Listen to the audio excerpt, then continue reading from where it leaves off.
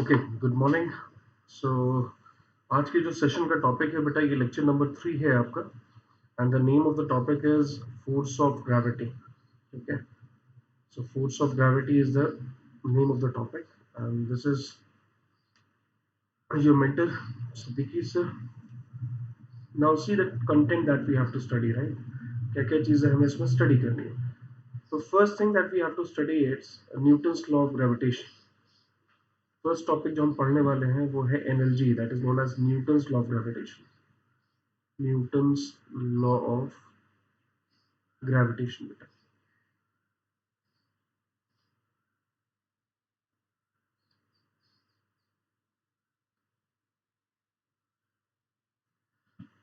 Now, as far as Newton's law of gravitation is concerned, see, this law is valid when we have two bodies.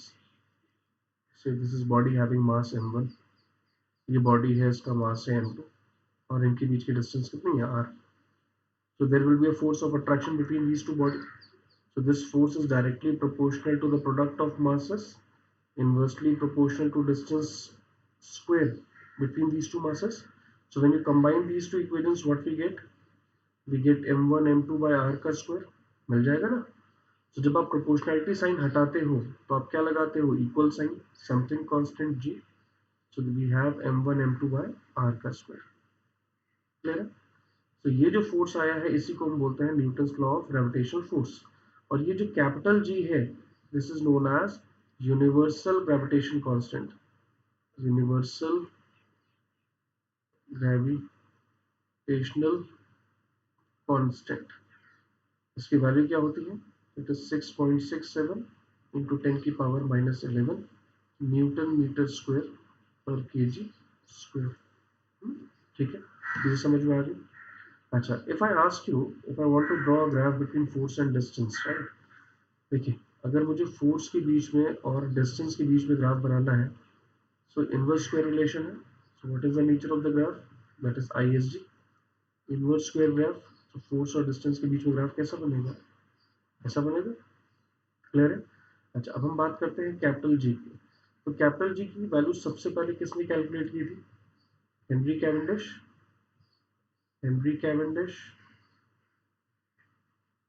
सबसे पहले capital G की value calculate की थी, और एक device use किया था। उस डिवाइस का नाम क्या था? Torsional balance. Torsional balance. ठीक है, ये डिवाइस यूज करके उन्होंने कैपिटल जी की वैल्यू सबसे पहले कैलकुलेट की थी। ठीक है। अच्छा, अब हम यहाँ पर बात करते हैं important characteristics of gravitation force के बारे में। Important characteristics of gravitational force.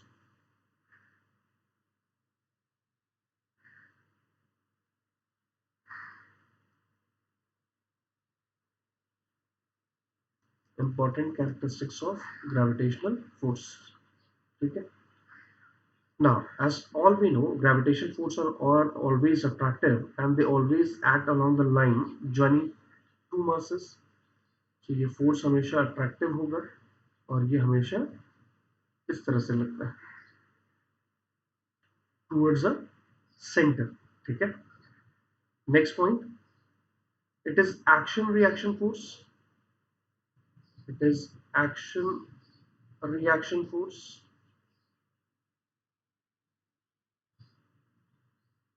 ये कैसा फोर्स है? तो ये एक एक्शन रिएक्शन फोर्स है। ठीक है। Gravitational force is weaker than electrostatic force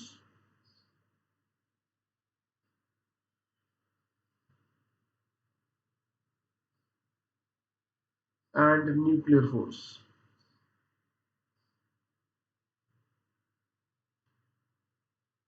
ठीक है। So gravitational force क्या है? Is weaker than electrostatic force and nuclear force. So it is very important. Next point, it is a very wide range force. It is a very wide range force.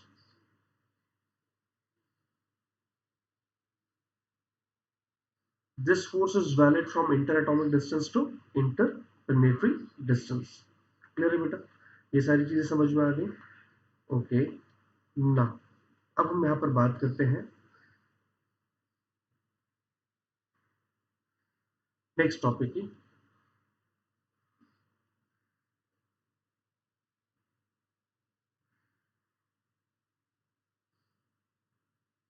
That is acceleration due to gravity. Next article is acceleration due to gravity.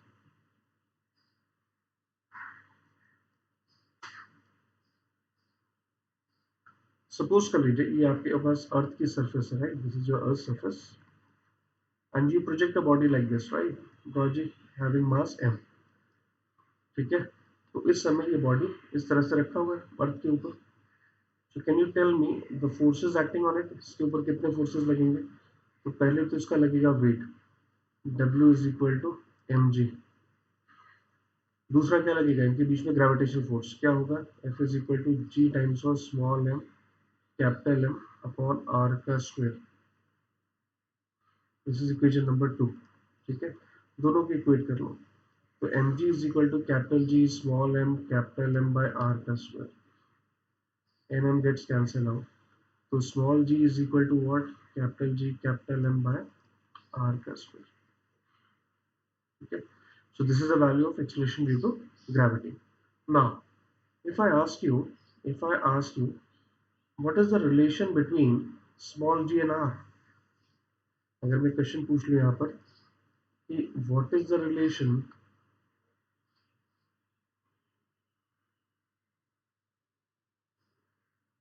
between small g and r,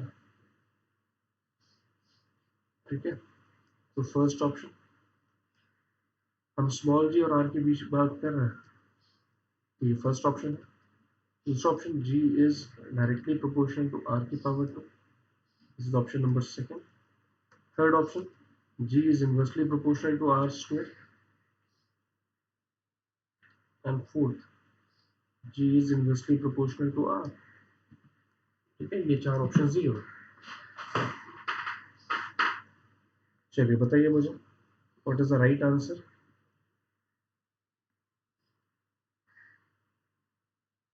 तो देखिए बेटा ध्यान से, small ji is equal to capital G capital M by are का square, ये होता है। सो मास, मास को आप क्या लिख सकते हैं? मास को आप लिख सकते हैं ना volume into density, volume into density. तो व्हाट इज वॉल्यूम? वॉल्यूम क्या होता है? 4/3 pi r cube into density, that is rho, that is equal to m। Can I put this value here? मैं इस वैल्यू को यहाँ पर पुट कर दूँ, सब्स्टिट्यूट कर दूँ, सो मुझे क्या मिल जाएगा? देखिएगा ध्यान से, तो small ji is equal to capital G 4/3 pi r cube into rho upon r square. This will get cancelled out. So g is directly proportional to r. Option number A is the right answer. G is directly proportional to r. Clear है? चीजें समझ में आ रही? Okay. सो यहाँ से आपने दो फॉर्मूले सीखे, ठीक है? फर्स्ट फॉर्मूला आपने क्या सीखा? Small ji is equal to capital G capital M by are का square. This is the first formula that you have, we have the right, इसे आप याद कर लीजिए। और एक फॉर्मूला आपने और सीखा है, जी is equal to 4/3 pi capital G R into rho, R into rho. So this is a second formula, g is equal to 4/3 capital G R into rho. I hope it is clear. Now on what factors this small g depends, right? G की value किस पर depend करती है, तो अब हम उस पर बात करते हैं। So next article is variation of G, variation of G. So first point, it depends upon height. It depends upon height. दूसरा, it depends upon depth. Next, it depends upon shape and size of the earth.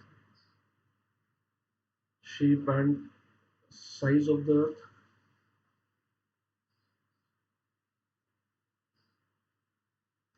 and it depends upon latitude.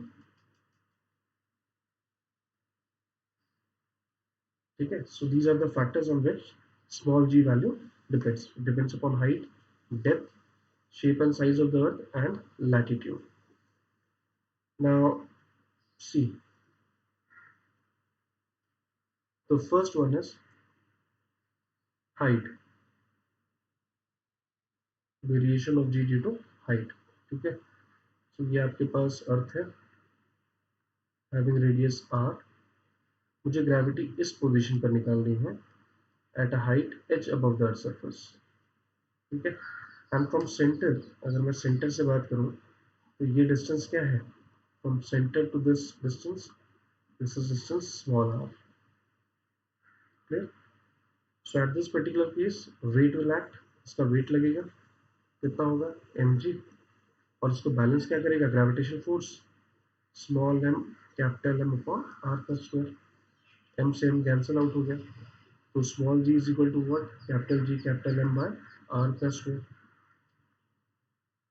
So instead of r what we can put, r की जगह पर हम क्या लिख सकते हैं, r की प्लेस पर हम क्या लिख सकते हैं, that is capital R plus h.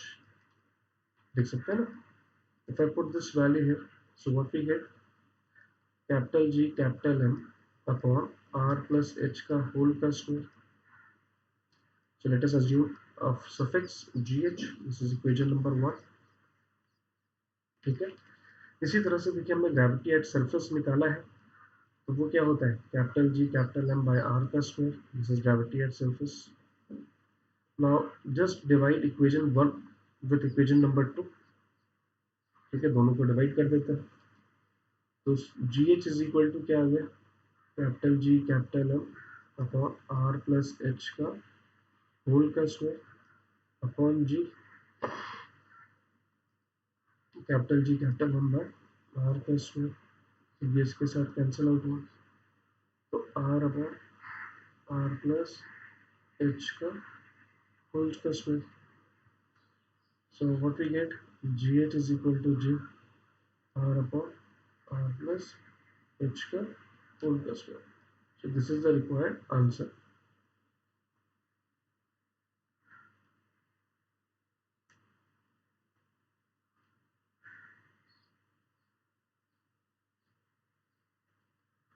तो gh is equal to g r upon r plus h का होल का स्क्वायर. राइट, ये चीज सबको समझ में आ गई.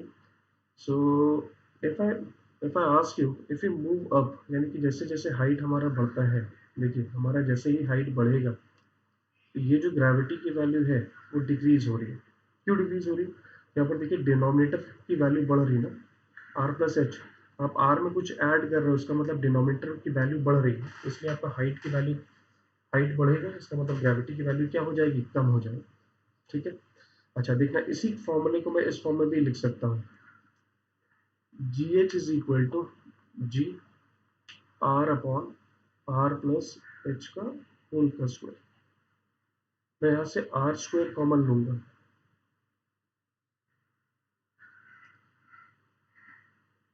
मैं यहाँ से आर स्क्वायर कॉमन लूंगा, ध्यान से देखिएगा, ये इसके साथ कैंसिल आउट हो गया, तो we get 1 plus H by R raise to the power -2. ठीक है, यहाँ पर बाइनोमियल एक्सपेंशन कर देंगे, बाइनोमियल एक्सपेंशन आप करोगे तो जी एच इज इक्वल टू क्या, G 1 minus 2h upon R. G H is equal to G 1 minus 2h upon R. तो this is gravity due to height h, gravity due to height h. I hope it is clear, सबको चीजें समझ में आ गई, कोई problem इसमें नहीं ना. तो यहाँ से हमने ये देख लिया कि जैसे जैसे आपकी हाइट बढ़ती है, आपका हाइट जैसे जैसे इंक्रीज करेगा, आपका ग्रेविटी डिक्रीज होगा. Now next point, that is variation of G due to depth. Variation of G due to depth. तो ये हमारे पास अर्थ सरफेस है, this is your earth surface. Now ये रेडियस है बेटा आर, ये रेडियस है आर, से मुझे इस पॉइंट पर निकालना है, पी पॉइंट पर निकालना है, इस पॉइंट पर। तो सरफेस से ये डिस्टेंस कितना है, ये डिस्टेंस है डी, तो ये डिस्टेंस कितना हो जाएगा, आर माइनस डी हो जाएगा ना, radius of earth minus D. Now what I do, I will take a small radius of r minus d and draw a circle like this. So ये आपको स्मॉल अर्थ मिल गया, मिल गया, ठीक है। सो अगर मुझे ग्रेविटी कैलकुलेट करनी है तो देखिए ग्रेविटी मैं कैसे कैलकुलेट करूंगा। ग्रेविटी एट सरफेस क्या होता है, capital G capital M by are का स्क्वायर, ये तो होता है। तो ग्रेविटी एट डेप्थ डी क्या हो जाएगा, that is capital G capital M upon R minus D का होल का square. I hope it is clear. Now we can write mass in terms of density, लिख सकते हैं, क्या लिख सकते हैं, मास को हम क्या लिखेंगे, वॉल्यूम, वॉल्यूम अर्थ एक स्फीयर है, सो it is 4/3 pi r cube into density that is rho, this will get cancel out, so what we get, g into 4/3 pi r into rho, ये मिल गया, दिस इज इक्वेशन नंबर 1। इसी तरह से मैं यहाँ पर देखिए कैलकुलेट करूंगा, g मास को हम क्या लिखेंगे, volume 4/3 pi r minus D का cube into rho upon r minus d का whole का square, r minus d का square, so this will get cancel out, so gd is equal to what, gd is equal to g 4/3 pi r minus d, r minus d into rho beta, into rho, ठीक है, this is equation number 2।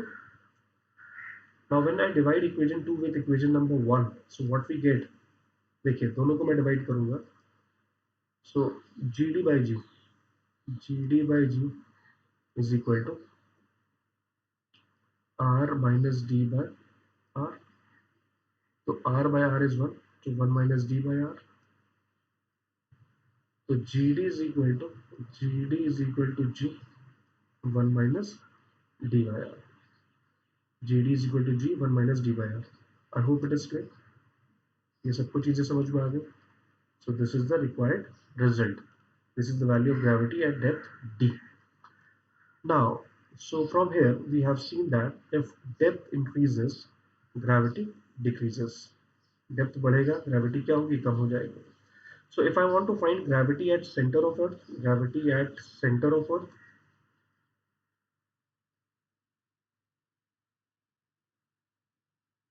so in that particular case d is equal to r, d is equal to r, so what we get, gd is equal to g 1 minus r by r, so r by r is 1, so 1 minus 1 is 0, 0 multiplied by anything comes out to be 0, so gravity at center of the earth is 0, gravity at center of the earth is 0। I hope it is clear, ये सबको समझ में आ रहा है, कोई दिक्कत इसमें, यहाँ तक चीजें क्लियर हो गई। अब हम आगे चलते हैं और यहाँ पर हम बात करने वाले हैं due to shape of the earth, variation of G due to shape of the earth, due to shape of earth, ठीक है। So as all we know कि अर्थ का जो शेप होता है, ये अर्थ का शेप है, तो इस अर्थ के शेप को हम बोलते हैं जियोइड। अर्थ का शेप क्या है, जियोइड, जियोइड मतलब अर्थ लाइक, राइट। सो ये इक्वेटर है और ये आपका पोल है, ठीक है। तो रेडियस अगर मैं बात कर लूँ, रेडियस ऑफ इक्वेटर, तो ये radius of pole plus 21 kilometer है। रेडियस ऑफ इक्वेटर क्या है, radius of pole plus 21 kilometers. तो यहाँ से हमने क्या चीज सीखा, तो हमने यहाँ से सीखा ये कि gravity at pole is more as compare to gravity at equator, gravity at pole is more as compare to gravity at equator, ठीक है। सबको चीजें समझ में आ रही, क्लियर है ये, ओके फाइन। अच्छा, यहाँ पर अगर मुझे एक चीज निकालनी हो, देखिए इस आर्टिकल को मैं इसके साथ रिलेट कर दूंगा। नेक्स्ट टॉपिक है variation of G due to latitude, due to latitude, variation of G due to latitude. Latitude का मतलब क्या होता है? लैटिट्यूड का सिंपल सा मतलब होता है एट एनी एंगल। तो let us assume this is earth, ये अर्थ है हमारे पास, ये सेंटर है वो। सो मुझे किसी भी पॉइंट पर निकालना है ग्रेविटी। सपोज कर लो मुझे इस पॉइंट पर ग्रेविटी कैलकुलेट करना है। तो जिस पॉइंट पर ग्रेविटी आपको कैलकुलेट करना है, आपको क्या करना है वहां पर आपको इस तरह से एक लाइन ड्रॉ कर देनी है। तो ये एंगल कितना है? G lambda. So gravity due to latitude, इसका फॉर्मूला होता है बेटा G lambda is equal to G minus R omega square cos square lambda. G lambda is equal to G minus R omega square cos square lambda. ठीक है। Now what is this G lambda? G lambda is gravity at any angle, at any latitude. G is gravity at pole. R is the radius of Earth. R यहाँ पर क्या है? Radius of Earth है. What is omega? And omega क्या है? So it is angular velocity. Omega is angular velocity. Now what is this lambda? Angle with horizontal. Angle with horizontal.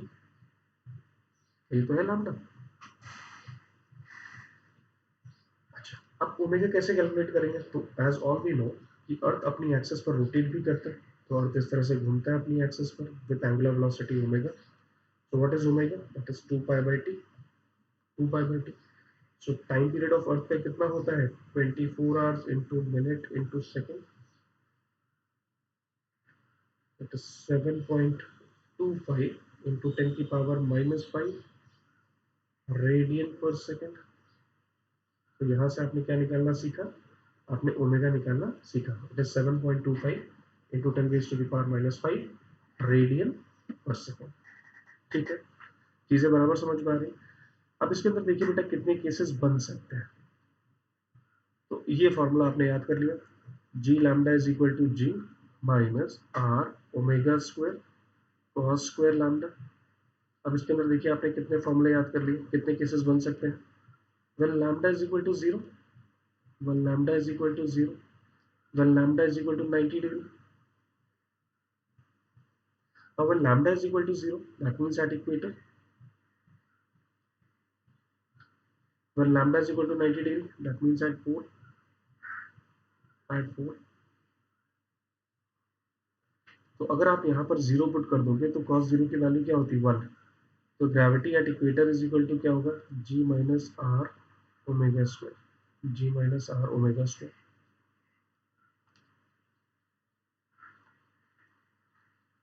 Gravity at pole कितना होता है? Gravity at pole lambda की value put करिए, cos 90 0। तो gravity at पोल क्या हो गया? जी हो गया। Gravity at pole will be G. Clear है बेटा? इसमें कोई डाउट है किसी को? तो यहाँ से मैंने क्या देखा, यहाँ से हमने ये देखा कि gravity at equator is less as compare to gravity at pole. Gravity at equator is less as compare to gravity at pole. यहाँ पर देखिए ये चीज तो हमने यहाँ पर डिराइव किया था, gravity at pole is more as compare to gravity at equator. So हमने वापस से ये चीज मैथमेटिकली डिराइव कर दी, प्रूव कर दी। ठीक है। सो अब यहाँ पर एक क्वेश्चन ये पूछा जा सकता है, बहुत फेमस क्वेश्चन है कि when we move from pole to equator, right, what is the change in gravity? Change in gravity क्या होगा? तो gravity at pole minus gravity at equator, तो दोनों का डिफरेंस लीजिए, that will be R omega square, that will be R omega square. ठीक है, I hope it is clear. R omega square. चलिए आगे चलते हैं हम लोग। सो आपने क्या क्या चीजें सीख ली बेटा? आपने सीख लिया what is expression due to gravity, right, how it depends upon various factors, किस तरह से ये सारे फैक्टर्स पर डिपेंड करता है। अब हम यहाँ पर बेटा बात करने वाले हैं Kepler's law of planetary motion. Next article है Kepler's law of planetary motion.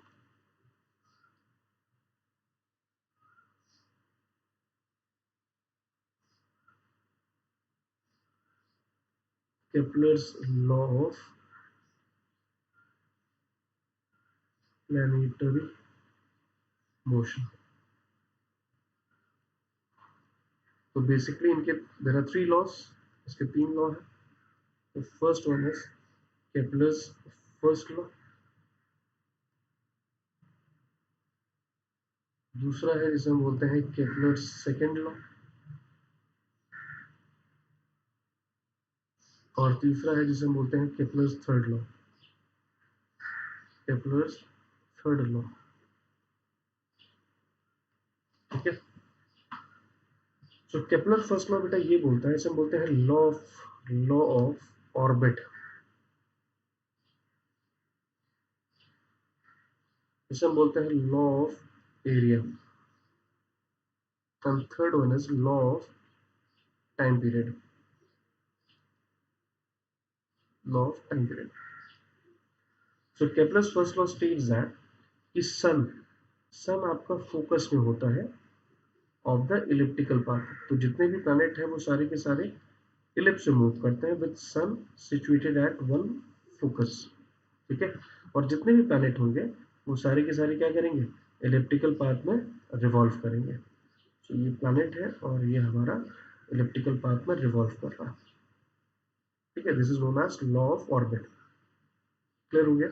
All the planet revolves in elliptical orbit round the sun and the sun is situated at one of the two foci of the elliptical path.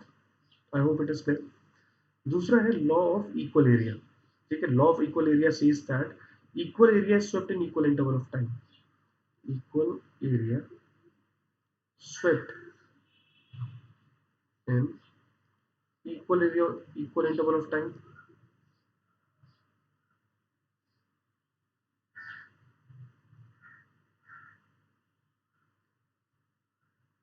Kepler's second law states that equal area swept in equal interval of time, ठीक है।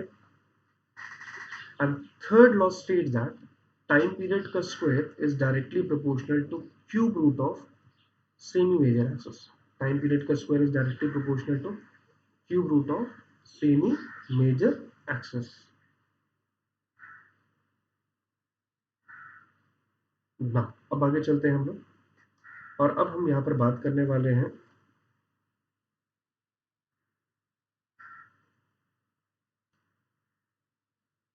Satellite की।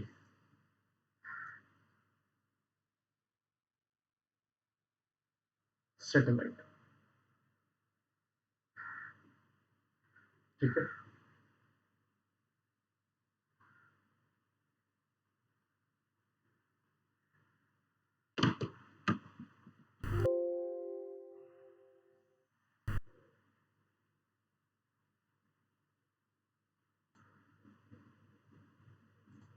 Okay, सो हम बेटा बात करने वाले थे satellite motion के बारे में, राइट।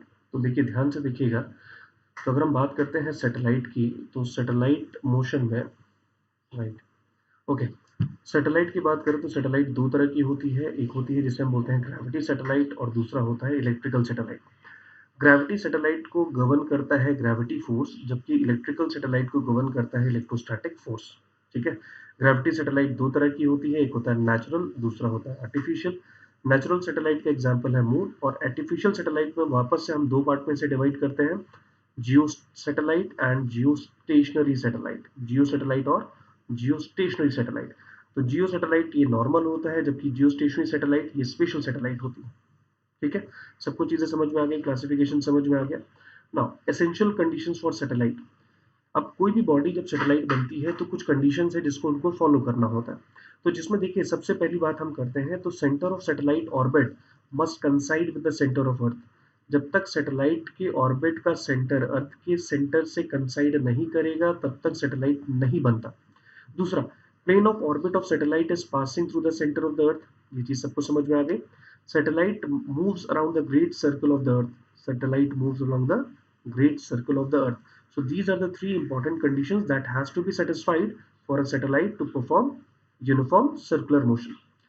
नाउ अगर मैं लॉन्चिंग की बात कर लूँ सैटेलाइट की लॉन्च की बात करूँ तो लॉन्चिंग के लिए हमारे पास जियो सैटेलाइट को लॉन्च करने के लिए वी गो फॉर श्रीहरिकोटा, जबकि जियो स्टेशनरी सैटेलाइट हो या जिसे हम टेलीकम्युनिकेशन सैटेलाइट बोलते हैं, पार्किंग सैटेलाइट बोलते हैं, they are synchronous from Singapore, always projected from equator. ठीक है, तो जियो स्टेशनरी सैटेलाइट हो, टेलीकम्युनिकेशन सैटेलाइट हो, पार्किंग सैटेलाइट हो, तो उनका हम सिंक्रोनस कराते हैं सिंगापुर से और इसको हमेशा इक्वेटर से ही लॉन्च किया जाता है।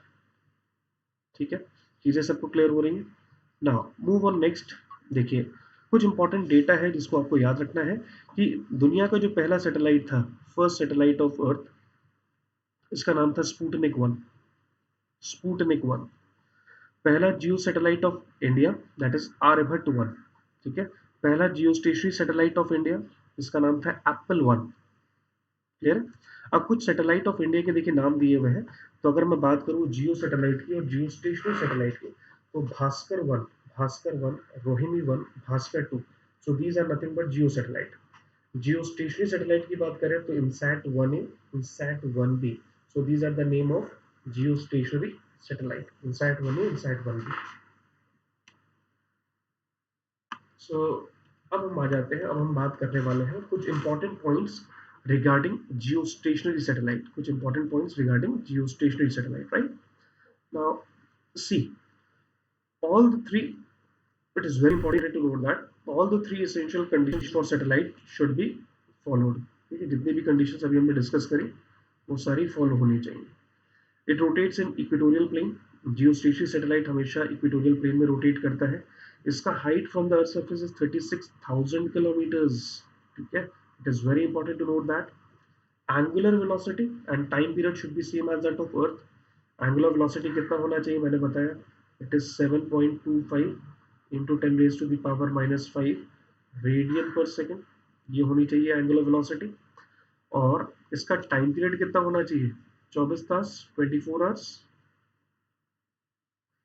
Direction of rotation west to east.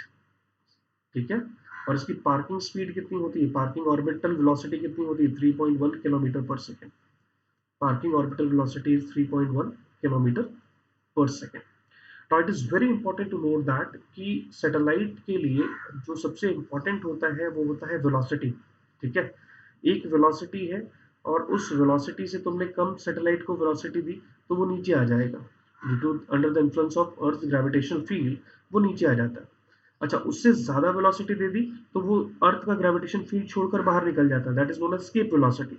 So what is the minimum velocity for the launching of satellite? It is known as orbital velocity. It is orbital velocity or it is also known as critical velocity। इसी को ही हम बोलते हैं critical velocity।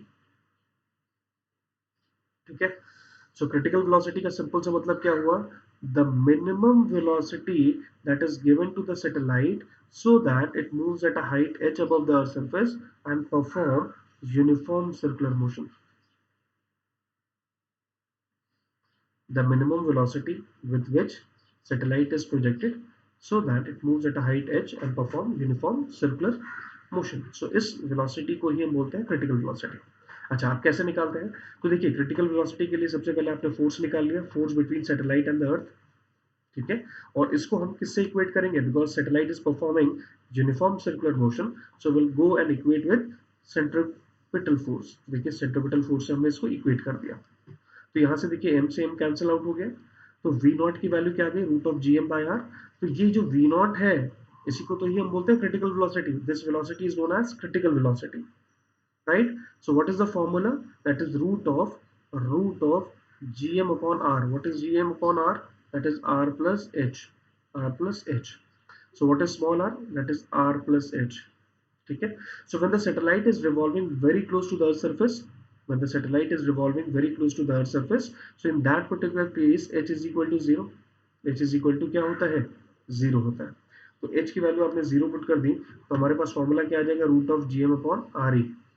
ठीक है, तो आप इसे इस फॉर्म में भी कैलकुलेट इक्वेट कर सकते हैं। देखिए मास को मैं लिख सकता हूँ, ध्यान से देखना, मास को मैं क्या लिख सकता हूँ, मास को लिख सकता हूँ volume 4/3πr³ into density rho upon R E. ठीक है, का स्क्वायर, सो ये इसके साथ कैंसिल आउट हो जाएगा, तो आपके पास क्या बचेगा, G R E, root of G R E, root of G R E. अब देखिए अगर आपको इसकी वैल्यू निकालनी है तो आप निकाल सकते हैं, बहुत इजीली वैल्यू निकाल सकते हैं आप। तो रूट ऑफ जी, जी की वैल्यू आप 10, 9.8 और 10 ले लीजिए, और रेडियस आपको पता है 64 into 10 raise to the power 5 meter, so this is the radius of the earth.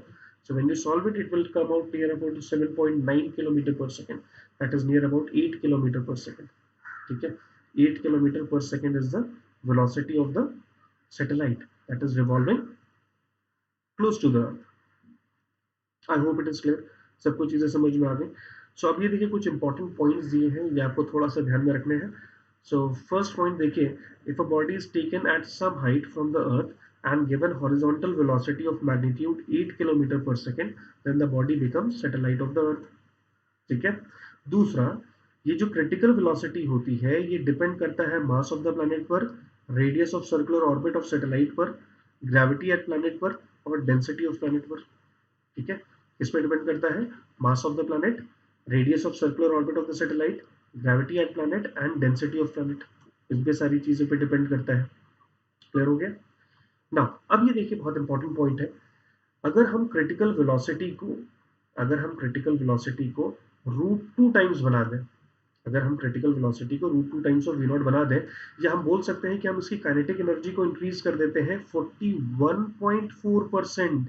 So if we increase the kinetic energy by 41.4%, then the satellite escape from the Earth's gravitational field। और ये जो satellite है वो कहाँ चला जाएगा, वो ये जो अर्थ है ना, ये जो अर्थ है और ये जो इसका फील्ड है, इस फील्ड को छोड़कर ये सैटेलाइट कहीं पर बाहर निकल जाएगा, इस सैटेलाइट इसकी फील्ड को छोड़कर कहीं बाहर निकल जाएगा, एस्केप कर जाएगा। मुझे समझ में आ रही। तो जिस वेलोसिटी से हमने सैटेलाइट को प्रोजेक्ट किया और वो स्केप हो जाती है, उसी को हम बोलते हैं बेटा escape velocity, that is known as escape velocity. और उसकी वैल्यू क्या होती है, root 2 times of V naught. इसकी वैल्यू क्या होती है, root 2 times of V naught. I hope it is clear. चलिए अब हम बात यहाँ पर करने वाले हैं कि टाइम पीरियड ऑफ सैटेलाइट कैसे कैलकुलेट करते हैं। जैसे ये सैटेलाइट रिवॉल्व कर रही है ना, ये सैटेलाइट रिवॉल्व कर रही है अराउंड द अर्थ, तो बेटा हम उसकी टाइम पीरियड कैसे कैलकुलेट कर सकते हैं। तो देखिए टाइम पीरियड का फॉर्मूला क्या होता है, टाइम पीरियड क्या होता है, टाइम पीरियड होता है डिस्टेंस अपॉन वेलोसिटी, बराबर। डिस्टेंस कितना है, सर्कमफ्रेंस 2 पाई आर, और वेलोसिटी क्या है, जिसी को हम बोलते हैं क्रिटिकल वेलोसिटी। तो क्रिटिकल वेलोसिटी देखिए जस्ट अभी हमने कैलकुलेट किया, that is root of G M by R. तो जब आप इसे सॉल्व करोगे तो आपकी वैल्यू क्या आ जाएगी, 2 pi R raise to the power 3/2 upon root of G आ जाएगा। क्लियर है ये। अच्छा, इसी को हम कन्वर्ट कर सकते हैं, मास को हम लिख सकते हैं वॉल्यूम इंटू डेंसिटी, तो आपका आंसर इस फॉर्म में आ जाएगा, स्मॉल जी के फॉर्म में, that is 2 pi R raise to the power 3/2 upon R root G. Clear है, चीजें समझ में आ गई। अच्छा, अब इस फॉर्मूले को अगर मैं स्क्वायर कर दूं, तो जब तुम स्क्वायर करोगे, अगर आप इस फॉर्मूले को, ये जो आपने फॉर्मूला लिखा है 2 pi R raise to the power 3/2 root of G M, अगर मैं इसका स्क्वायरिंग कर दूं, तो स्क्वायर कर दोगे तो T square is equal to क्या हो जाएगा, 4 pi square R cube upon G M, हो गया ना, अपॉन जी एम बेटा। तो यहां से हमने क्या देखा, T square is directly proportional to R cube, और यही तो केपलर थर्ड लॉ है, तो ये आपका केपलर थर्ड लॉ भी वेरीफाई हो गया। तो T square is directly proportional to R cube. What is R, R क्या होता है, that is capital R plus H.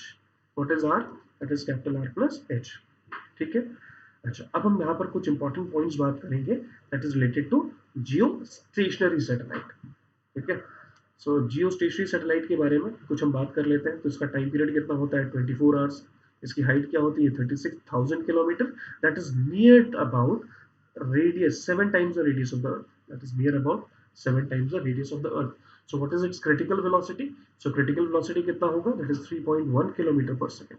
critical velocity is 3.1 kilometer per second। for nearby satellite, for nearby satellite, what is the value of v naught, v naught की value क्या होगी, that is root of gm by r, that is 8 kilometer per second, ठीक है।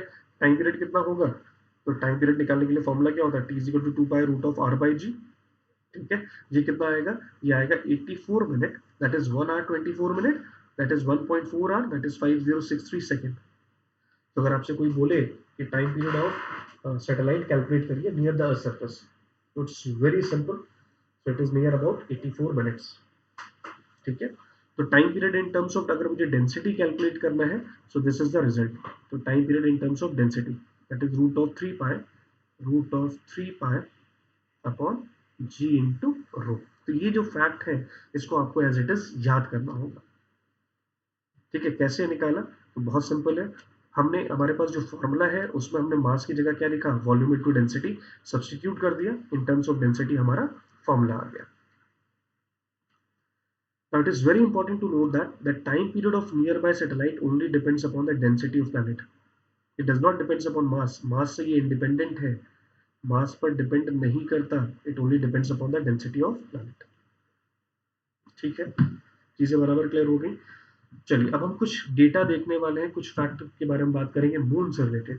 ठीक है, क्योंकि moon भी हमारा आर्टिफिशियल सैटेलाइट है, तो मून से रिलेटेड भी हम कुछ बात करेंगे। तो देखिए हाइट ऑफ मून कितनी होनी चाहिए, तो हाइट ऑफ मून आप देख लीजिए 3,80,000 किलोमीटर। टाइम पीरियड कितना होना चाहिए, 27 डेज। 27 डेज। अच्छा, अब मैं इसका क्रिटिकल वेलोसिटी भी कैलकुलेट कर सकता हूँ। तो फॉर्मूला क्या होता है, 2 πr/t। टाइम पीरियड कितना हुआ, 2 πr/t। टाइम पीरियड कितना है, 27 डेज इंटू 24 घंटे, 60 मिनट इंटू 60 सेकेंड। और रेडियस, हाइट आपको पता है 3,80,000 kilometre plus radius of the earth. Substitute करिए, सॉल्व करिए, you will gate 1.04 kilometre per second. 1.04 kilometer per second. So this is the critical velocity या orbital velocity of the moon। ठीक है, orbital velocity of moon। Okay, अच्छा अब हम यहाँ पर बात करने वाले हैं total mechanical energy of satellite की, कि भाई टोटल एनर्जी सैटेलाइट का क्या होता है। तो आपको पता है कि सैटेलाइट के अंदर दो एनर्जी होंगी, एक तो होगा काइनेटिक एनर्जी और एक होगा आपका potential energy. Kinetic energy is due to rotation, due to its velocity, and potential energy is due to its height. तो देखिए अगर मुझे काइनेटिक एनर्जी निकालना है तो formula is same, half M V square. Half M V square, तो ये जो v है वो क्या है, क्रिटिकल वेलोसिटी। सारी वैल्यूज अगर आप पुट करोगे तो आपको ये रिजल्ट मिल जाएगा, that is G capital M small M upon 2r। इसे याद करिए, G capital M small M by 2r। So this is the kinetic energy of satellite. In terms of angular momentum, अगर मैं बात करूं एंगुलर मोमेंटम की, so in terms of angular momentum, so we have this formula, j square upon 2mr square, j square upon 2mr square. What is j? J is angular momentum, m is mass, r is the distance, right? Now as far as potential energy is concerned, तो potential energy आप निकाल सकते हैं। so formula क्या आता है, minus का capital G capital M small m by r। in terms of angular momentum what we have, so it is minus times of j square upon mr square। So this is the formula of potential energy in terms of angular momentum. I hope it is clear। यहाँ तक बिल्कुल समझ में आ रहा है सबको ना। अगर मुझे टोटल एनर्जी निकालनी है तो हम दोनों को ऐड कर देंगे, यानी कि kinetic energy plus potential energy को अगर आपने ऐड कर दिया तो आपको क्या मिल गया, total energy.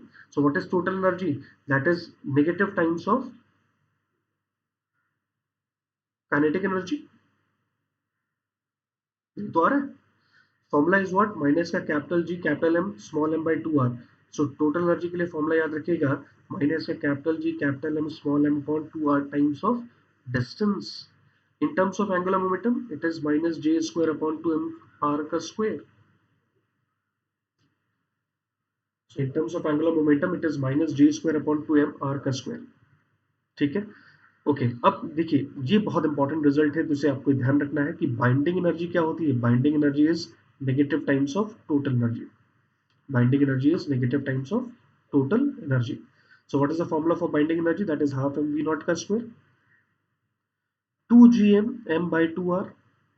now what is binding energy, binding energy का मतलब क्या है, the minimum amount of energy that is required to remove this satellite from the orbit is known as binding energy। ये सैटेलाइट अभी यहाँ पर घूम रहा है, तो मैं इसे मिनिमम एनर्जी क्या दे दूं, मैं इसे मिनिमम एनर्जी क्या दे दूं ताकि ये अपनी ऑर्बिट को छोड़कर बाहर निकल जाए, इसी को हम बोलते हैं binding energy. This is known as binding energy. It is j square upon 2m r का square, j square upon 2m r का square. So binding energy is equal to kinetic energy is equal to negative times of total energy is equal to minus potential energy by 2, minus potential energy by 2। So it is very important, you have to learn this। Binding energy is equal to kinetic energy is equal to negative times of total energy is equal to half of negative times of potential energy.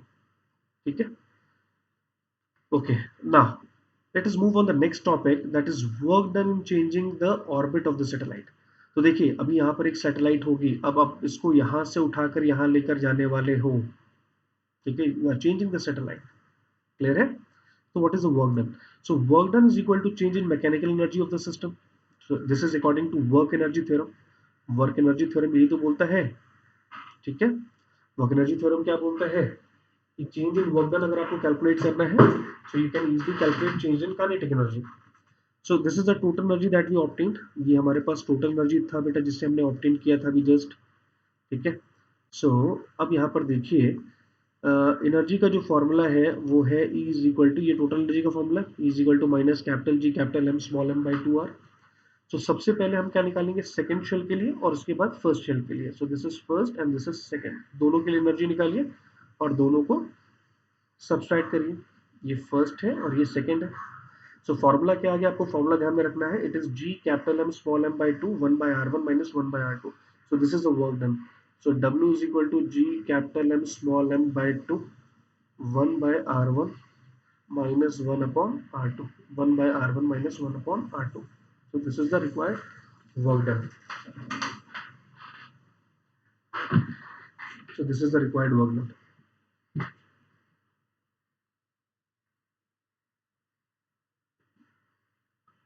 Now some important points, कुछ important points है। So if a satellite is transferred to a higher orbit, order orbit, radius increases। तो जब भी हम satellite को transfer करते हैं higher order orbit में तो उसका रेडियस क्या होता है, बढ़ जाता है, रेडियस इंक्रीजेस। राइट, तो जब रेडियस बढ़ेगा तो potential energy, total energy, time period, angular momentum, ये सारी चीजें इंक्रीज होती हैं। ठीक है, तो जब सैटेलाइट नीचे आता है तो उस केस में उसका रेडियस कम होता है। तो जब रेडियस कम हुआ तो क्या क्या चीजें देखिए कम होगी, काइनेटिक एनर्जी, बाइंडिंग एनर्जी और क्रिटिकल वेलोसिटी। बहुत इंपॉर्टेंट है, इसे ध्यान रखिएगा। तो जब सैटेलाइट लोअर ऑर्बिट से अपर ऑर्बिट में जाता है तो potential energy, total energy, time period, angular momentum increase करता है। जब अपर से वो नीचे आता है, ऊपर से नीचे आता है, higher orbit to lower orbit, in that particular case kinetic energy, binding energy और आपका क्रिटिकल वेलोसिटी डिक्रीज होता है। ठीक है, ये चीज सबको समझ में आ गई। ओके, कुछ चीजें और है जिसको मुझे बताना है आपको। सो इसमें एक बेटा टॉपिक है जिसे हम बोलते हैं ग्रेविटेशनल फील्ड। तो सबसे पहले हम आ जाते हैं ग्रेविटेशनल फील्ड के बारे में। ठीक है, gravitational field. Now, what is gravitational field? So, the space of influence surrounding a mass in which its gravitational effect are produced is called as gravitational field। तो ये कोई मास है और मास को ये सराउंड कर रहा है स्पेस। ठीक है, क्लियर है? तो जब हम कोई दूसरा मास लेकर आएंगे इसके अंदर यहाँ पर प्लेस करेंगे तो इनके बीच में क्या होगा, अट्रैक्शन होगा। सो ये जो रीजन है इसी को हम बोलते हैं ग्रेविटेशनल फील्ड। ठीक है, चीजें समझ में आ गई। तो फॉर एग्जाम्पल ये अर्थ है तो अर्थ को भी तो सराउंड करेगा ये रीजन, स्पेस। यहाँ पर अगर हम दूसरा कोई मास लेकर आएंगे इसके अंदर, इस रीजन के अंदर, तो ये अर्थ उसको अपनी तरफ अट्रैक्ट कर लेगा। इसी को हम, इस रीजन को हम क्या बोलते हैं, ग्रेविटेशनल फील्ड बोलते हैं ना। अब इसे कैलकुलेट कैसे करते हैं, तो पहले हम बात करते हैं कि इसे कैलकुलेट कैसे करना है। सो नेक्स्ट आर्टिकल है ग्रेविटेशनल फील्ड इंटेंसिटी। ठीक है, इसे हम IG से लिखते हैं और कैपिटल E स्मॉल g से लिखते हैं। तो gravitational force acting per unit mass at any point in the gravitational field कैसे निकालोगे, तो फॉर्मूला क्या होता है ग्रेविटेशनल इंटेंसिटी का, that is force acting per unit mass. तो फोर्स आप निकाल लीजिए G mm/r का स्क्वायर अपॉन मास, मास से मास कैंसिल आउट हो जाएगा तो Gm/r का स्क्वायर, Gm/r का स्क्वायर। सो यहाँ से आपको मिल जाएगा IG। So in form of vectors, अगर मुझे वेक्टर के फॉर्म में निकालना है तो वेक्टर के फॉर्म में ये फॉर्मूला ध्यान रखिएगा, IG vector is equal to minus capital G capital M by r square into unit vector r। ठीक है, so in terms of vector we have this formula.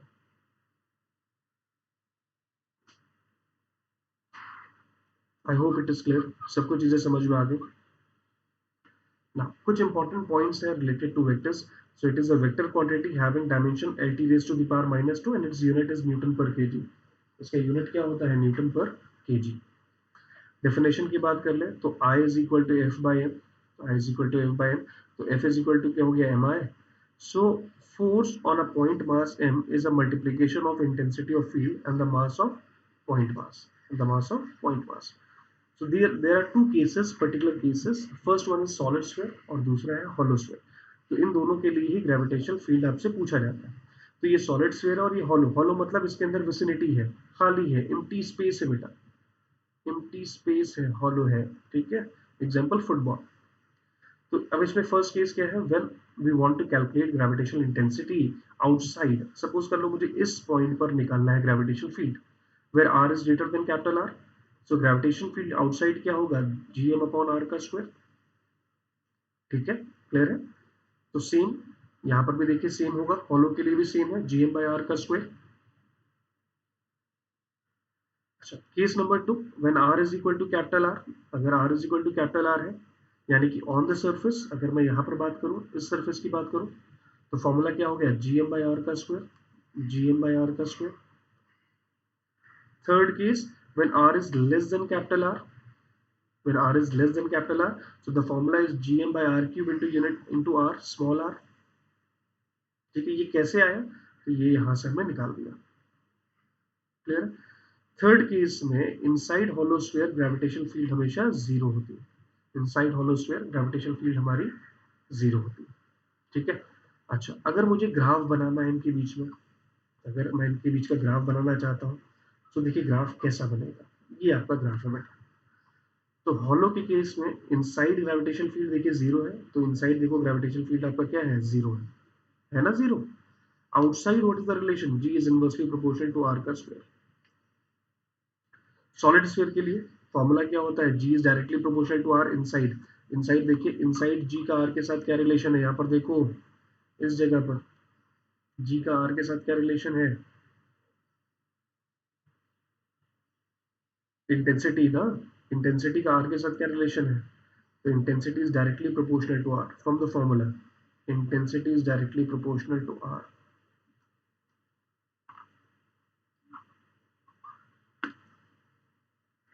Intensity is directly proportional to R.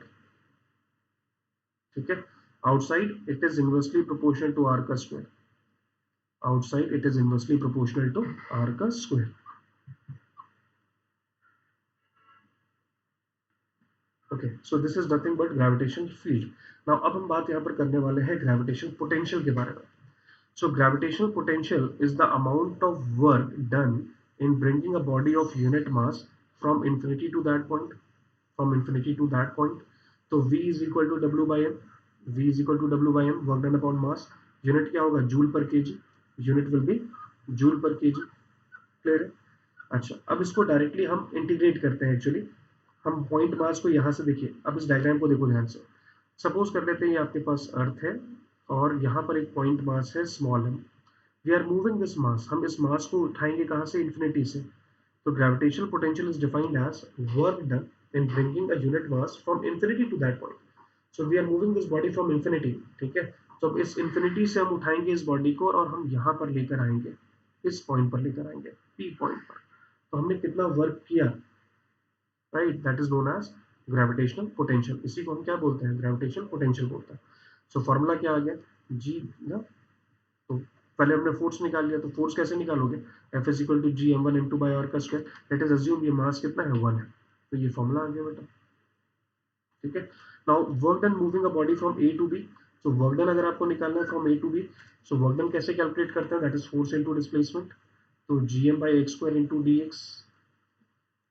So total work done अगर आपको निकालना है, तो work done कहाँ से निकालोगे, from infinity to R, that is G M upon X का square D X. So what is one upon, देखिए यहाँ पर जीएम कांस्टेंट है, बाहर ले लेंगे, तो वन अपॉन एक्स स्क्वायर का इंटीग्रेशन क्या होता है, minus one upon x from infinity to r. Clear. Upper limit minus lower limit, you will get this answer, W is equal to minus capital G capital M by r. So work done is a measure of gravitational potential. तो formula क्या हो गया, minus capital G capital M by r, minus capital G capital M by are. ठीक है. So in this particular case, if r is equal to infinity, अगर r की value infinity है, so gravitational potential की value क्या होगी, वो gravitational potential will be zero. Gravitational potential क्या होगा आपका, zero होगा. Potential at infinity will be zero. Hence gravitational potential is maximum at infinite distance. इसी तरह से अगर सरफेस की बात कर लें तो सरफेस के पॉइंट क्या होता है, V s is equal to minus G M e by R e. So this is at surface. Clear है. ग्रेविटेशन पोटेंशियल एक स्केलर क्वांटिटी है और इसका डायमेंशन निकालोगे तो it is L two T raise to the power minus two. L two T raise to the power minus two. Now, what is the relation between gravitational field and potential? तो अगर मैं बात कर देता हूँ relation between gravitational field and gravitational potential, इनके बीच में क्या relation होता है? So gravitational field is negative times of gradient of gravitational potential. इसे gradient बोलते हैं बेटा. Gradient मतलब होता है potential को distance से divide कर देना. It is negative potential gradient. Gradient मतलब slope, right? तो Ig is equal to minus dv by dr. Ig is equal to minus dv by dr. So it is negative potential gradient. Now we have two cases, as we already discussed. We have two cases. So potential for solid sphere and potential for hollow sphere. तीन cases बनेंगे. So first case when you want to find potential outside, second on the surface, third inside. तो अगर मुझे outside निकालना है तो it is minus gmm by r. At the surface it is gm by r. You have to replace small r by capital R. And third case it is minus gm upon 2 r cube 3 r square minus small r plus square. इसे याद कर लेना, ये बहुत important result है. ठीक है. It is minus gm upon 2 r cube within a bracket 3 r square minus small r का स्क्वायर. अगर मैं हॉलो स्फीयर की बात करूं so r is greater than capital R. So potential क्या होगा, minus capital G capital M by R. Second case r is equal to capital R. On this surface, surface की बात करें तो minus capital G capital M by R. Inside की बात करें so it is same as that of surface. ठीक है, same as that of surface. So potential everywhere is same, equal to its value at the surface, that is minus capital G capital M by R. So for solid sphere what is the relation between potential? ठीक है, तो ध्यान रखिएगा potential क्या होता है, it is 3/2 times gm by r. That is gm by r is potential at surface. This is potential at surface. So potential inside is 3/2 times of potential at surface. Potential inside is 3/2 times the potential at surface. I hope it is clear. सबको चीजें समझ में आ रही. Okay. अब कुछ important points और है बेटा जो आप थोड़ा सा समझ लीजिए. ये दो तीन इंपॉर्टेंट पॉइंट्स है, ये मुझे बताना है. हम यहाँ पर बात कर रहे हैं स्मॉल जी के बारे में. We are dealing with small G, right. So already हमने ये भी डिराइव कर दिया है कि स्मॉल जी का रिलेशन क्या होता है. तो स्मॉल जी क्या होता है, capital G capital M by are का स्क्वायर. मास की जगह हम क्या लिख सकते हैं, मास को हम लिख सकते हैं वॉल्यूम इंटू डेंसिटी. अर्थ से एक स्फीयर है तो वॉल्यूम होता है 4/3 pi R cube into density rho. So this is the value of small G, that is 4/3 pi G R E rho. ठीक है. So from here G is directly proportional to radius. G is directly proportional to radius. अगर mass constant है तो G is inversely proportional to R का square. ठीक है. Percentage form में अगर आप इसे लिखोगे तो delta g by g is equal to -2 times of delta r by r. यही तो होगा in terms of percentage. If mass and radius of the planet, देखिए, if mass and radius r of a planet, if small change in is occur in m and r, then g is equal to capital G capital M by r का square. ठीक है. तो यहाँ से आप कैसे निकालेंगे, delta g by g is equal to delta m upon m -2 times of delta r by r. अगर रेडियस कांस्टेंट है, अगर रेडियस कांस्टेंट है तो delta g by g is equal to delta m by m. If mass is constant, then delta by g is equal to -2 times of delta r by r. So ये दो तीन result है, इसे आप ध्यान रखिए. बाकी सारी चीजें मैंने आपको करा दी है, इसमें कुछ भी ऐसा नहीं है जो रह गया हो, right.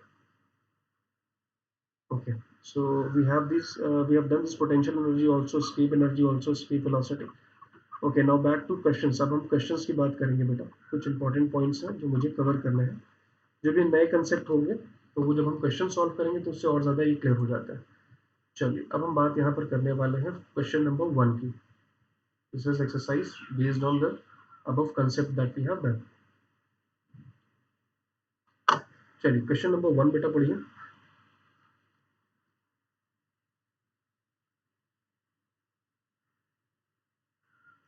The value of acceleration due to gravity is same on equator and poles, is least on equator, increases from pole to equator.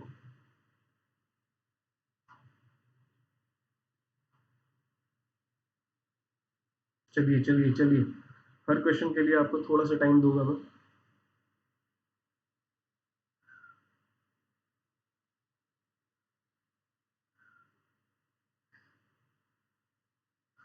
देखिए, वैल्यू ऑफ जी की बात वो कर रहा है बेटा.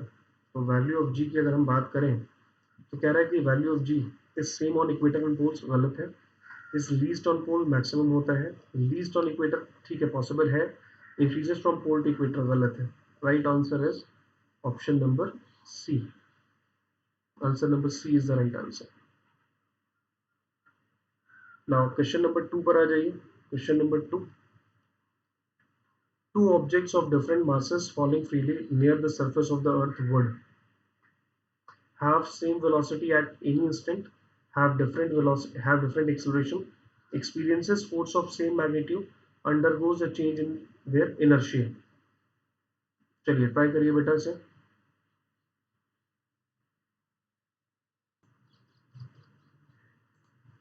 ओके, क्वेश्चन नंबर 2 ध्यान से देखिए.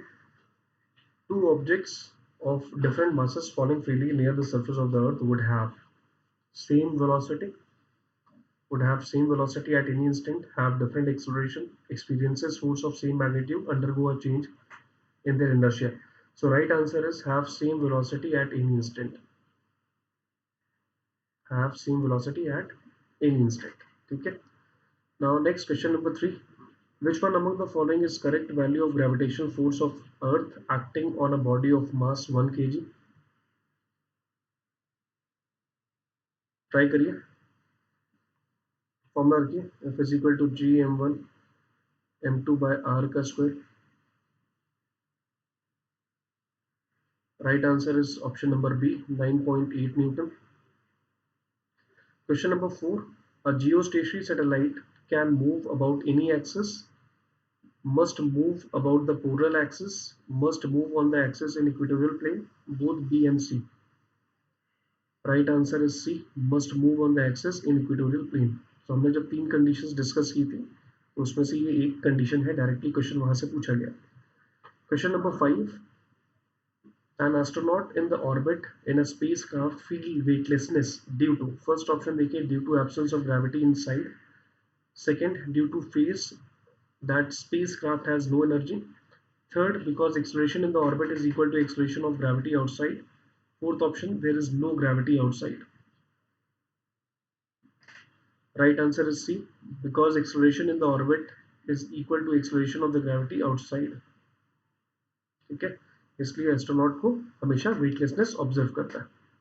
नेक्स्ट क्वेश्चन आ जाइए. The weight of a body is 9.8 newton at a place where G is इतना. What is mass? मास आपको निकालना है बेटा. निकाल सकते हैं. W is equal to M G. सारी वैल्यू पुट करिए. You will get option number D, 1 kg. Next, if the moon is to be escaped from the gravitational field of the earth forever, it will requires a velocity. ठीक है, अगर moon को escape करना है, earth के gravitational field को छोड़कर बाहर जाना है, तो उसको वेलोसिटी हमें कितनी देनी पड़ेगी? That is equal to escape velocity, that is equal to 11.2 kilometre per second. Right answer is 11.2 kilometre per second. इस वेलोसिटी से अगर आप किसी बॉडी को प्रोजेक्ट करते हैं तो वो ग्रेविटेशन फील्ड को छोड़कर बाहर निकल जाती है. ठीक है, क्लियर हुआ ये? नेक्स्ट क्वेश्चन नंबर 8 पर आ जाइए. Try to solve question number 8.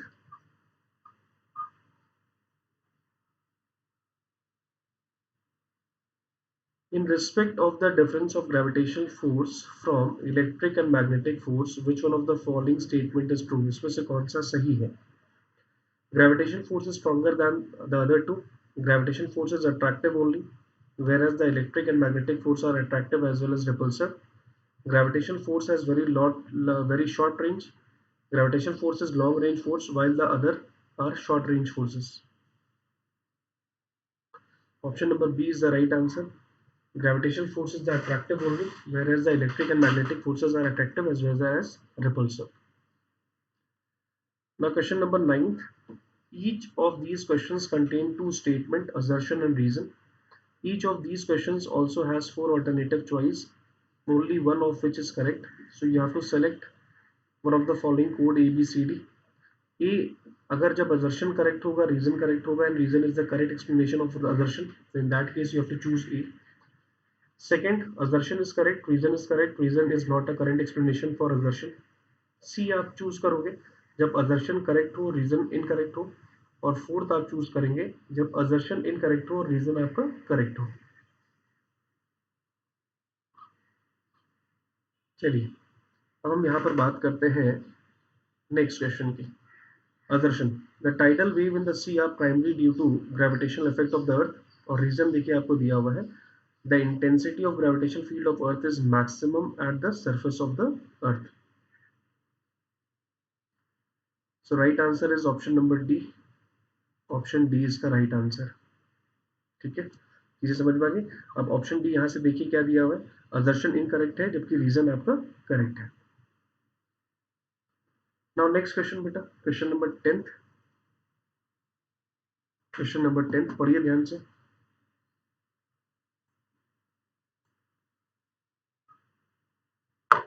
Consider the following statement. First, the gravitational force exerted by the sun on the moon is greater than the gravitational force exerted by the moon on the earth. और दूसरा है, a heavy body falls at a faster rate than the light body in the vacuum. चलिए try करिए, बताइए मुझे. So which of the following statement are correct? One only, two only, both one and two, neither one and two. ठीक है, सोचिए. Right answer is option number one. Option number one only is the correct answer. The question number 11th. Question number 11th देखिए बेटा. A body weighs 5 kg on equator. At poles it is likely to be weight. ठीक है, 5 kg equator पर है तो पोल पर wait क्या होगा उसका, ये आपको कैलकुलेट करना है. So pole per more than 5 kg is the right answer. Option number D is the right answer. Next question, question number 12th. A spring balance is graduated on a sea level. A body of mass 1 kg is weighed at consecutively increasing height from the earth's surface. Then what would be the weight indicated by the balance? मुझे weight निकालना है. So weight will go on increasing continuously, weight will go on decreasing continuously, weight will remain same, weight will first increase then decrease. Right answer is option number B. Weight will go on decreasing continuously. This is option number B.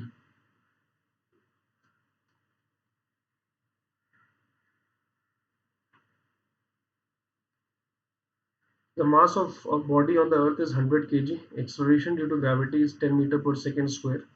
If acceleration due to gravity on the moon is g by 6, then the mass of the body on the moon will be.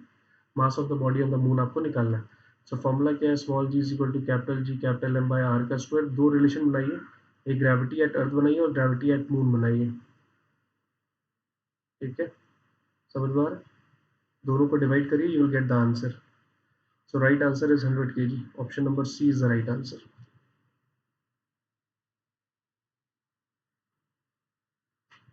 Option number C is the right answer. Question number 14th पढ़िए बेटा. Try to read question number 14th. Mass match the following column 1 and 2. Weight G at equator, G at pole, G at center. ठीक है, इसको column के साथ match करना है. Try करिए. C is the right answer. Weight is a vector quantity. Equator minimum, pole maximum, center 0. Right answer is option number C.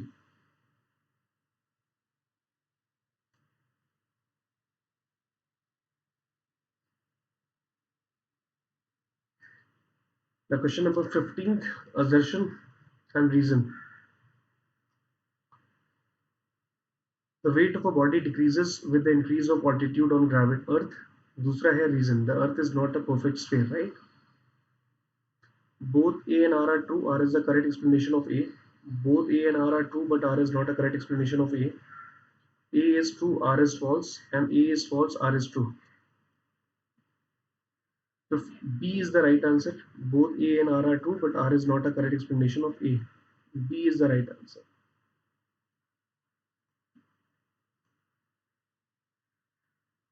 Okay. So right answer is option number B. Okay.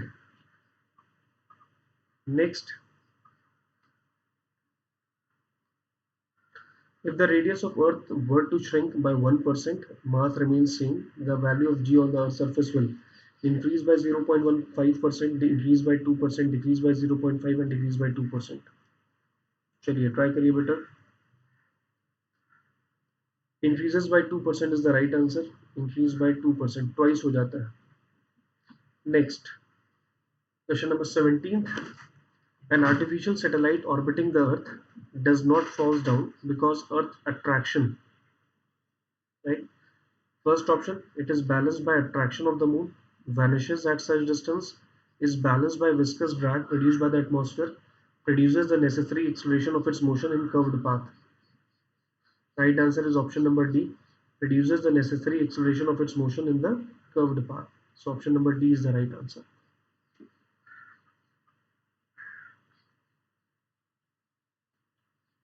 Question number 18. Consider the following statement. A body weighs less at equator than at poles because Earth rotates about its axis, the ice cap at the poles increases gravitational pull, equatorial diameter is greater than the pole diameter, fourth of some unknown fact, right? Which of the following statement given above are incorrect? So option 1 and 2, 3 only, 1 and 3 and 4. Try करिए.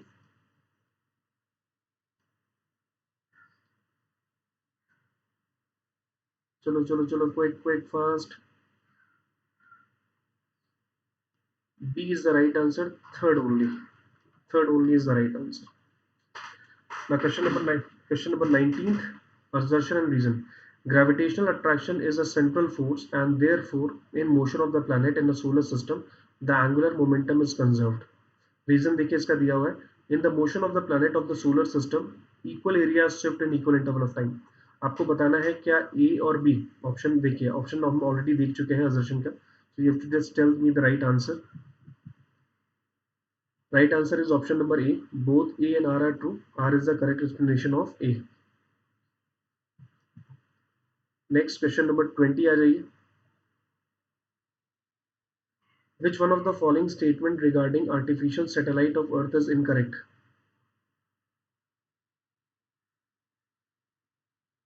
The orbital velocity depends on the mass of the satellite.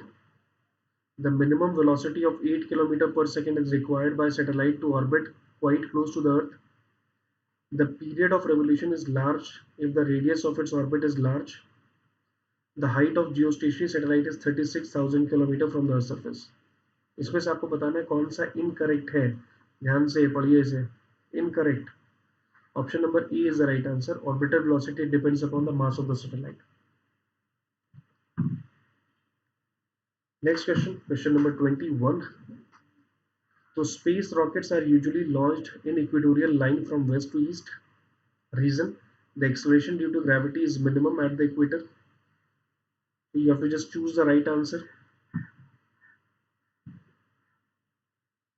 B is the right answer. Both A and R are true, but R is not the correct explanation of A. Next question number 22.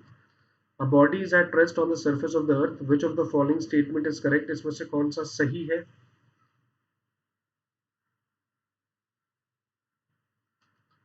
Only weight of the body acts on it, only upward force act on it, frictional force act on it, and net upward force is equal to the net downward force.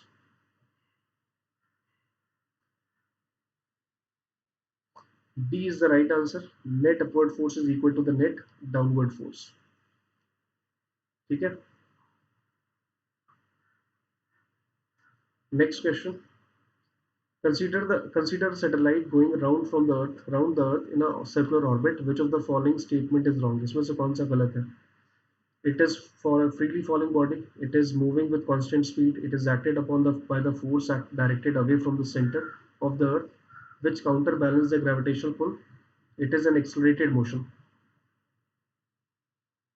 Right answer is option number C. It is acted upon by the force directed away from the center of the earth, which would counterbalance the gravitational pull.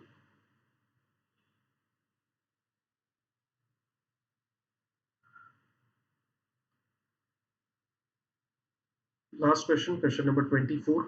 The value of G is greater at the equator than at the poles. Reason: radius is more at the equator than at the poles. So you have to just choose the right answer.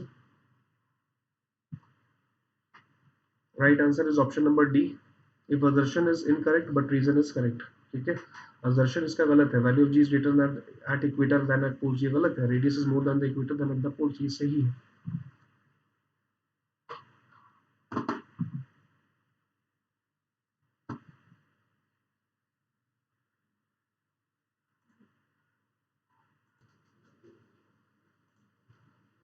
Okay, some more important questions based on gravitation.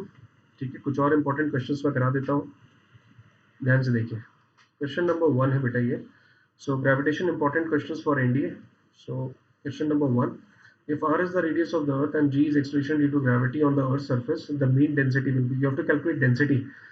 So density is equal to mass upon volume. Mass upon volume होता है ना. So mass आप कैसे निकालोगे, आप ये formula use कर लीजिए, स्मॉल जी वाला. Small ji is equal to capital G capital M by are का स्क्वायर. मास को आप लिख सकते हो volume into density, that is 4 by 3 pi r cube into rho. This will get cancel out. तो capital G 4 by 3 pi r rho बेटा. ठीक है, यही तो होगा. So that is equal to small G. आपको निकालना है रो. तो rho is equal to what, small G upon capital G 4 pi R. यहाँ पर 3 आ जाएगा. सो देखिए यहाँ पर, तो 3g upon 4 pi R G ना is the right answer. Option number 3 is the right answer. Now move on next question. The weight of an object in a coal mine sea level at the top of the mountain are W1, W2 and W3 respectively. Then इसमें से कौन सा option सही है? क्या W1? ठीक है, तो ऑप्शन देख लीजिए, सारे ऑप्शंस आप देख लीजिए और उसके बाद आपको ये अटेम्प्ट करना है. मैं हर क्वेश्चन के लिए 10 सेकंड देता हूँ. आप अटेम्प्ट करिए और मुझे बताइए which is the right answer. उसके बाद हम इसे डिस्कस कर लेंगे. So right answer is option number 1. देखिए, आपको पता है कि सरफेस पर, राइट, सी लेवल पर मैक्सिमम ग्रेविटी होती है, यानी कि वेट सबसे ज्यादा सी लेवल पर होगा. तो W2 is greater than W3 greater than W1 is the right answer. Now question number 4th. Question number 4th. Third, sorry. Question number 3rd. The height above the surface of the earth where value of acceleration due to gravity is 1/4 to that of earth's surface. So आपको formula क्या use करना है, GH is equal to G R upon R plus H का whole का square. ये formula use करना है. तो ग्रेविटी कितना दिया है, G/4 ना. तो G/4 is equal to G R upon R plus H का होल का स्क्वायर. क्लियर है बेटा, G कैंसिल आउट हो गया. रूट स्क्वायर रूट ले लीजिए, तो 1/2 is equal to R upon R plus H. तो R plus H is equal to कितना, 2R. तो H is equal to R. H is equal to R is the right answer. Option number 4th is the right answer. Option number 4th is the right answer. I hope it is clear. Next आगे चलिए.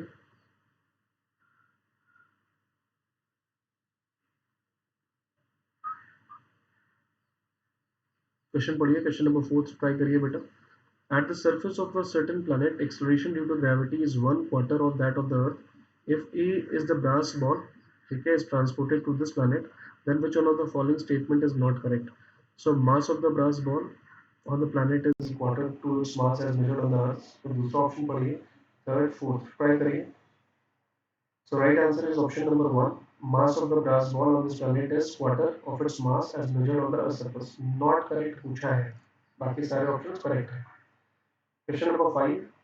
The weight of a person in a lift accelerating upward is. तो कभी भी lift ऊपर जाती है तो उस केस में वेट क्या होता है.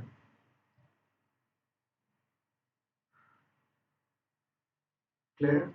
अब देखिए, इसमें देयर आर 4, इसमें कई केसेस बन सकते हैं. पहला तो लिफ्ट रेस्ट में होगा, लिफ्ट ऊपर जाएगा, लिफ्ट नीचे आएगा, राइट, एक्सलेटिंग अपवर्ड, ये है डाउनवर्ड, और फोर्थ केस में बेटा क्या होगा, free fall. We have free fall. तो फ्री फॉल पर नेट ग्रेविटी जीरो होती है, यानी कि वेट जीरो होता है. रेस्ट में है तो सेम रहता है, W is equal to M g. जब ये नीचे आती है तो जी डैश जी माइनस ए होता है, यानी कि डिक्रीज करता है। जब ये ऊपर जाती है तो G dash is equal to G plus A होता है, it will increase. So right answer is option number 3। Question number 6, the decrease in the value of g on going to height r by 2 above the earth's surface will be। Right answer चलिए निकाल सकते हैं। तो option मैं दे रहा हूँ, g d is equal to g one minus d by are.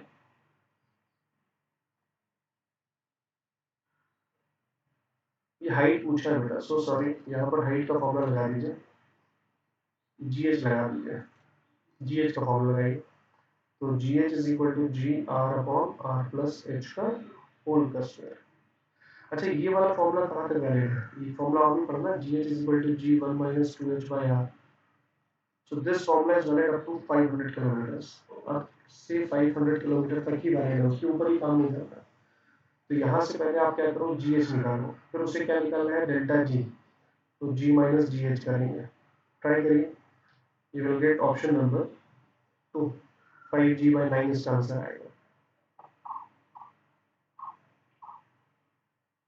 Question number 7, if earth suddenly stop rotating, the value of g at any place will remain same, decreases, increases, none।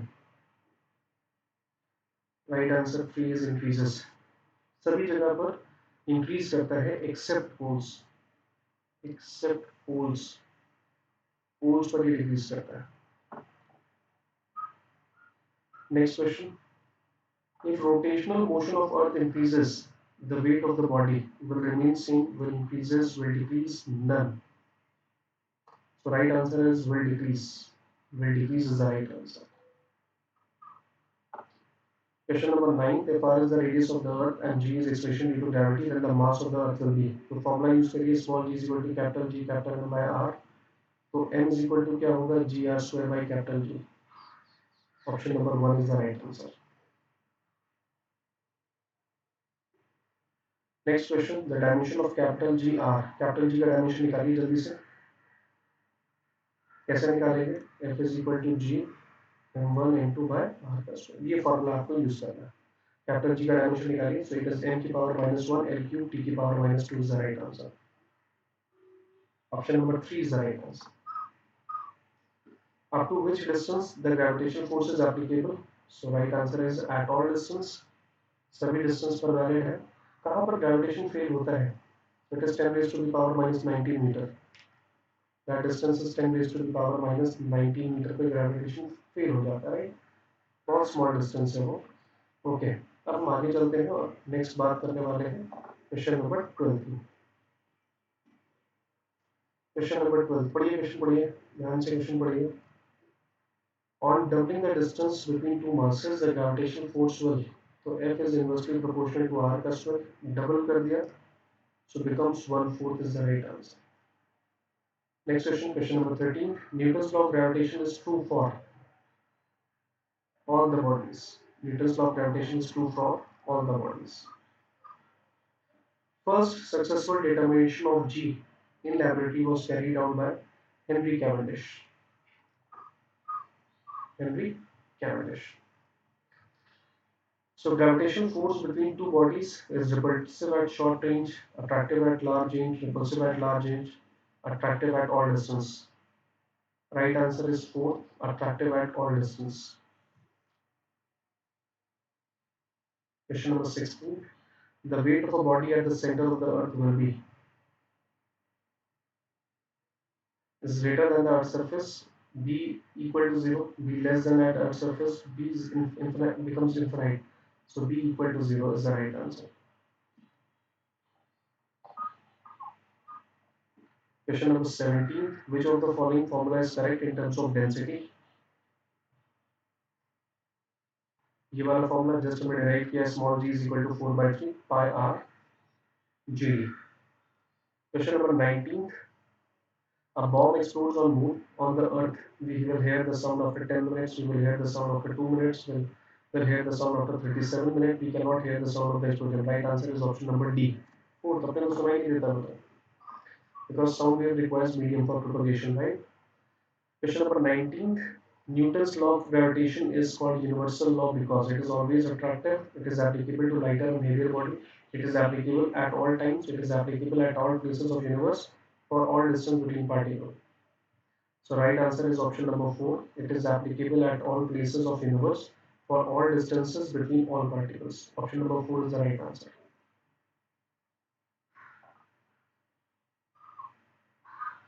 Question number 20. If acceleration due to gravity inside the earth is to be kept constant, then relation between the density and distance r from the center of the earth will be. ठीक है, तो ये just हमने derive किया है, d is inversely proportional to r. d is inversely proportional to r. Clear? Question number 21. On increasing the angular velocity of the earth, the value of g will increase, decrease, remain constant, can increase or decrease. Right option is 1, will decrease. Will decrease is the right answer.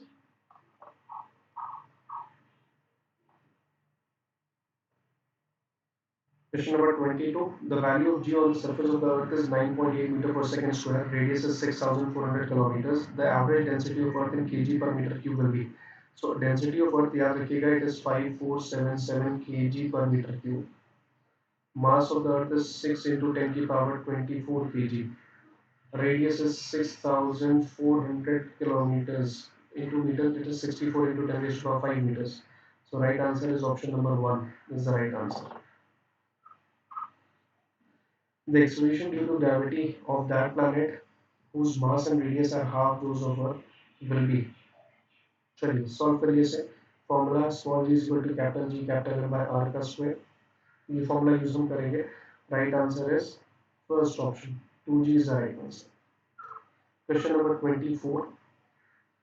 There is a body lying on the surface of the earth and suppose that earth suddenly loses power of traction, then इसमें से क्या होगा? Mass of the body will reduce to zero. The weight of the body will reduce to zero. Right answer is weight will reduce to zero. Mass is always constant. गलत है, गलत है. Question number 25. The last question है आपका. A body is in a state of rest at infinite distance. If it is made a satellite of Earth, which of the following physical quantity will be reduced? Gravitational force, gravitational energy, kinetic energy, gravitational potential, mass. Right answer is potential energy. Right answer is potential energy.